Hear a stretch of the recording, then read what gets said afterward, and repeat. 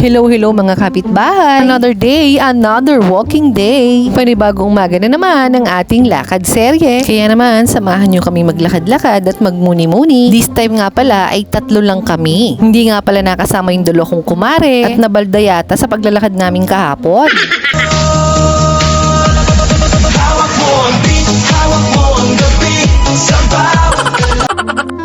Sinabi kasing lakad lang, biga nagsayawan.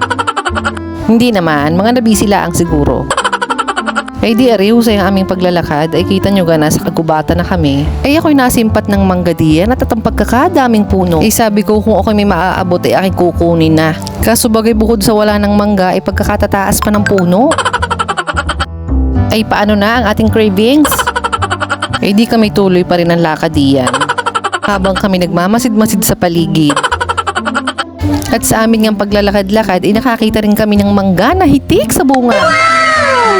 Pagkasayang ganang manggang are, bukod sa mababa na hitik pa sa bunga, kaso hindi namin malapitan at nababakuran, ay di kami hanggang tingin na lamang at baka kami mados-pordos pa sa ulo.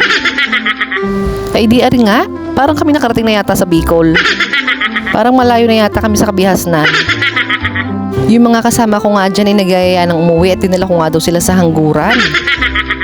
Ay naman ang hamog, abay ka ako'y blessing yan, ng iba nga hindi na nakakaramdam ng ganyan. Only in the province nga ni. Ay kita nyo ga kung saan na kami napadpad. Ay ang pagkakasarap din ngayon gang napakaganda naman ang view. Ay napakaswerte na may-ari ng lupang ito. Ay wala ding nagawa yung aking mga kasama kundi sumunod sa akin. Sige, sumunod kayo at tayo nasa tamang daan. At kailan may hindi ko kayo pababayaan. Yun nga lamang kapag may aso di kanya-kanyang pulasan. Di bago na lang kayo magpaturok. At ari nga nakakita kami ng bahay. Tinanong ko naman nga agad kung may aso. Ay meron daw kaso hindi naman nangangagat. Ay muntik pa nga akong mapahunta sa may-ari ng bahay. Hindi ko naman kilala. At nagulat nga ako. Nasa New Zealand kami agad. Ano gang layo na ng aming nararating. From Bicol to New Zealand. Wala lang. Nakakita lang ako ng maraming baka. Feeling ko tuloy nasa New Zealand na ako.